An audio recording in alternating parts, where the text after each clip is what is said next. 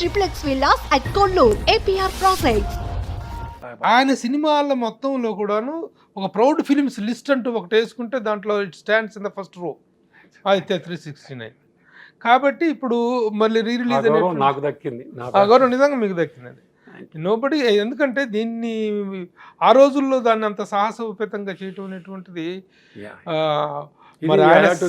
Thankful to the Balu uncle, SP Balasubrahmanyam గారు. Sudden గా ఆయన ఒక మంచి కథ విన్నానయ్యా, నువ్వు ఒక్కసారి సంగీతం గారిని కలువు అని చెప్పి మా ఇద్దరిని కలిపి ఆ కథ అనిపించి నువ్వు చేస్తున్నావు అని చెప్పి దానికి మళ్ళా బాలకృష్ణ గారిని కాంటాక్ట్ చేసి మన దేవర ప్రసాద్ గారి ద్వారా అక్కడి నుంచి ఆయనకి విపరీతమైన ఎగ్జైట్ అయ్యి, నాన్నగారు చేసిన క్యారెక్టర్ కృష్ణదేవరాయలు అని ఆయన ఎగ్జైట్ అయ్యి చాలా పెద్ద పెద్ద కమర్షియల్ సినిమాలు జరుగుతున్నాయి. ఇప్పుడు భలే దొంగ, లారీ డ్రైవర్, మామూలుగా లేదు మావయ్య, ఎంతంత పెద్ద పెద్ద గొప్ప హిట్లు, నారీ నారీ నడుమర షూటింగ్ జరుగుతుంది అప్పుడు మా ముందే రిలీజ్ అయింది కూడా అది.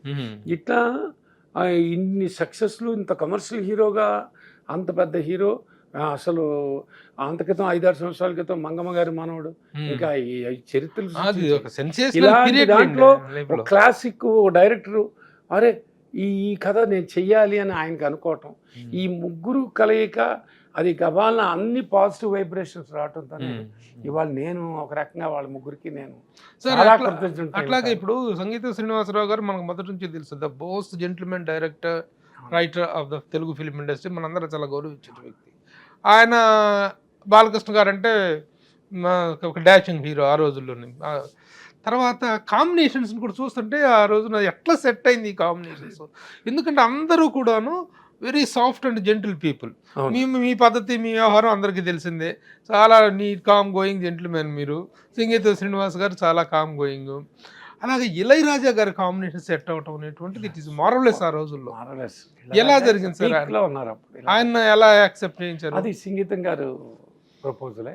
ఆయన ఇమ్మీడియట్ గా ఆయన వెరీ హ్యాపీ పీరియడ్ అని ఎగ్జైట్ అయ్యి చేశారు ఆయన. అట్లాగే పేకేటి రంగా గారు ఆర్ట్, ఆయనకి దీంట్లో మన స్టేట్ అవార్డు కూడా వచ్చింది ఆయనకి.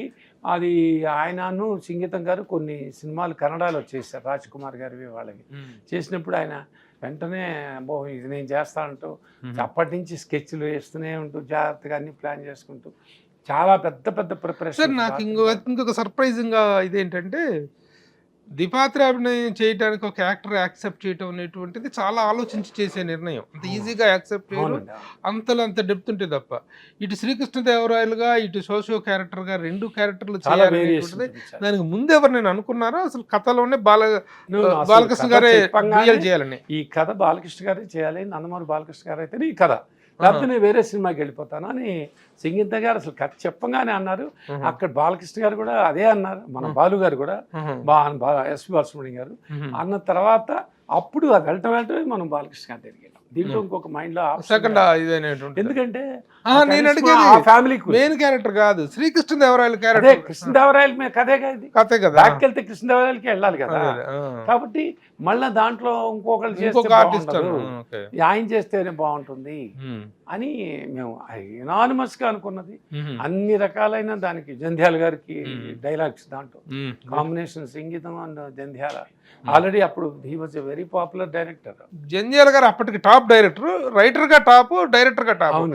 అహనా పెళ్లి అంటారు, ఇవన్నీ అయిపోయినాయి, మంచి ఫామ్ లో ఉన్నారు. మంచి ఫామ్ లో ఉన్న టైంలో జంధ్యాల గారి ప్రపోజల్ రావటం, జంధ్యాల గారు అయితే దీన్ని బాగా రాస్తారు అనుకోవటం, ఆ వెంటనే మేము అప్రోచ్ అవటం, అయ్యో చాలా ఫీల్ అయ్యాను సంగీత గారు మా ఇద్దరు కాంబినేషన్ అని చెప్పని.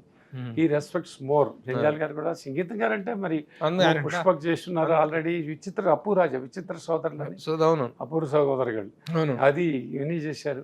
మనకి ప్యారలల్ గా మైఖేల్ మదన్ గారు వారు షూట్ చేశారు తమిళ్. మనతో పాటు తమిళ్ తెలుగు 2 చేసుకో. ఆయనేమో తమిళ సినిమా కమల్తో 4 క్యారెక్టర్లు, మందు 2 క్యారెక్టర్లు. So he was so active. అంత బాగా అన్ని సెట్ అయింది ఇది. ఇప్పుడు సార్, ఇప్పుడున్నటువంటి కాస్ట్ ఆఫ్ ప్రొడక్షన్స్, ఇప్పుడున్నటువంటి టెక్నికల్ వాల్యూస్, మనం వెరీ హ్యాపీ, మనం ప్రౌడ్గా ఫీల్ అవ్వాలి. మన బాహుబలి కానీ, మన సలార్లు కానీ, మన పుష్ప నేషనల్ రేంజ్లో, ఇంటర్నేషనల్ రేంజ్లో ఈ సినిమాలు అనేటువంటి ఒక అద్భుత విజయాన్ని సాధిస్తున్నటువంటి సందర్భం హ్యాపీ ఫీల్ అవ్వాల్సింది. ఇదే సినిమాని ఈ టెక్నికల్ వాల్యూస్తో ఆదిత్య 369 అప్పట్లో అంత గొప్పగా చేయగలటం, ఆలోచించుకుంటే really you have created the wonder long 3.5 decades back అనేటువంటిది ఒక గర్వంగా Blessing ఫీల్ అండి. అవ్వాలి. భగవంతుడి బ్లెస్సింగ్. ఇదిగో పెద్దవాళ్ళు వీళ్ళందరూ ఆలోచన విధానం, పాజిటివ్ వైబ్రేషన్స్ అన్నీ వచ్చాయి.